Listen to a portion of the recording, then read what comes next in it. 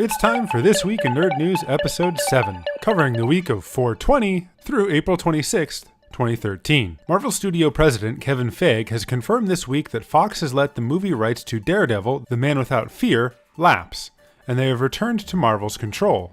A reboot of the franchise, helmed by NARC director Joe Carnahan, was in the works at Fox last year, but when the project fell apart, so did Fox's rights to the character. Feige has not yet mentioned whether a Marvel-produced Daredevil film will be made, or if the character can be worked into the quote Phase 3 plans of their movie franchise, which so far includes adaptations of Doctor Strange and Ant-Man.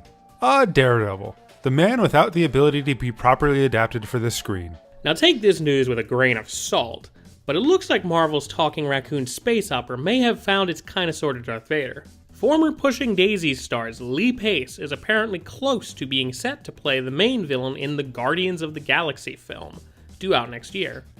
The role Pace is reportedly in final negotiations to play is rumored to be the Marvel supervillain The Collector, who is probably better known as an Iron Man villain. Casting news for Guardians has been scattershot as of late, so we will report on this again if it changes. Anime legend Hayao Miyazaki's film, Kiki's Delivery Service, is apparently getting a live-action adaptation based more on the original children's book by Iko Kodono. The live-action Kiki will be played by 16-year-old ice skater Fuka Koshiba, and more interestingly, it will be directed by Takashi Shimizu, better known as the director of the horror movie Ju-On. Now, I love me some Miyazaki, but the idea of a children's movie directed by the guy who made The Grudge is freaking crazy, but should be really interesting. From a recent Empire magazine spread on the upcoming Superman film Man of Steel came this interesting bit of news. It's been known for a while that a possible Justice League movie would depend entirely on the success of Zack Snyder's take on Superman. Apparently though, according to Superman himself, Henry Cavill, if we do, Zack Snyder will be asked to direct. Now, since Man of Steel is bound to at least equal the box office returns of the previous film Superman Returns, and since that would probably be enough to be considered a legitimate success, there's a good chance that Zack Snyder will be the man dictating the look and feel of any Justice League project. Now, whether this is good or bad news, we'll have to wait until after Man of Steel releases in June. Joss Whedon is hinting that some new characters will be added to the mix in Avengers 2, and the choice may be surprising. Whedon said, quote, "When you're dealing with the story, when you've got the characters that you love, when you've got the new characters sliding in next to them, it's very exciting. I've got these two characters, two of my favorite characters from the comic book, a brother and sister act, they're in the movie." Comic book fans will immediately jump to the characters of Scarlet Witch and Quicksilver, a brother and sister pair of mutants who have been in the Avengers in the comic books. Part of what's interesting here is that these characters are the children of Magneto, and so many had assumed their rights would be tied up with Fox, who owns the rights to the X-Men movies. The other potentially interesting thing is that these characters have been known to have an incestuous relationship in the comic. No hints from Joss as to whether or not that will make it into the movie. This week in nerd video game-based movie news, this past week a teaser for an upcoming Ratchet and Clank 3D computer-animated movie was released, promising the film will be out sometime in 2015. The film is being made by Rainmaker Entertainment, makers of Escape from Planet Earth, will feature all of the video game's standard voice talent, and the script is being written by TJ Fixman, one of the head writers for the game series. Here's hoping we finally have our first unqualified success for video game to movie adaptations, guys. Yay! This week in nerd gaming news, Microsoft has finally gone ahead and admitted what we all already knew, that they were working on the next Xbox game system. They said as much when they revealed that the next Xbox will be revealed next month on May 21st, 3 weeks before the major E3 gaming convention.